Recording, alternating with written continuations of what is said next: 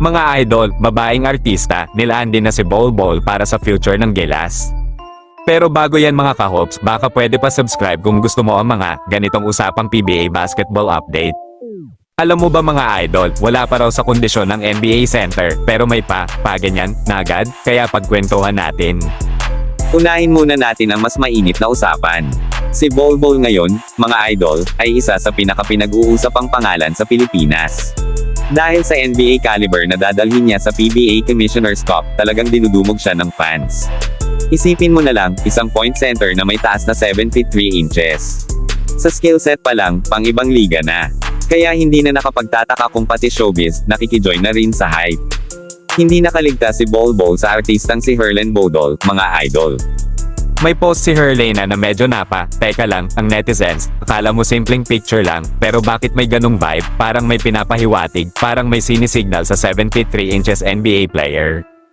Low-key man kung titignan, pero alam nyo naman ang internet, mabilis makaramdam ng kilig. Si Herlen, na tinaguri ang Hipon Girl, biglang nalink kay Bol Bol, at syempre, hindi mawawala ang mga nagsiship agad. May mga nagsasabi pa nga, baka daw para sa future ng Gilas to. O, diba, kung may inspirasyon ng NBA Center, baka mas ganado sa laro. Kayo mga idol, anong magandang pangalan sa love team nila? I-comment nyo nga sa baba. Pero heto ang real talk, habang umiinit ang usapan sa labas ng court, may mas seryosong balita pagdating sa loob ng court. Ayon sa TNT management, wala pa raw sa peak condition si Bol Bol papasok ng PBA Commissioner's Cup. Expected ng marami na pagdating niya dito, dudumugin niya ang liga, offense at defense. May mga fans pa nga na nagsasabing kaya raw niyang mag 50 points in a single game dahil sa height, wingspan, at skill set na halos walang makakabantay sa PBA.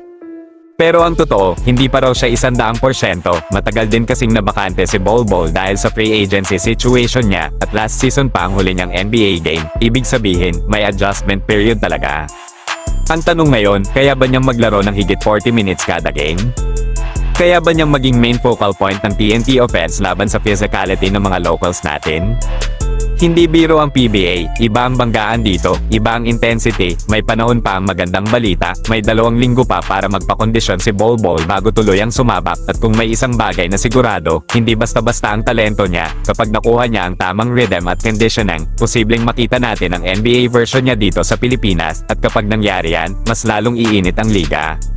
Sa ngayon mga idol, hati ang usapan, may kilig sa labas ng court, may tanong sa loob ng court, ano sa tingin nyo, mas mauuna bang uminit ang love team o ang laro ni Bol Bol sa PBA? Join the conversation, mag-comment lamang sa ibaba, at yan ang latest dito sa basketball world. This is Race Hoops Universe, kung saan ang usapang basketball, laging may init at may lalim, hanggang sa susunod mga idol.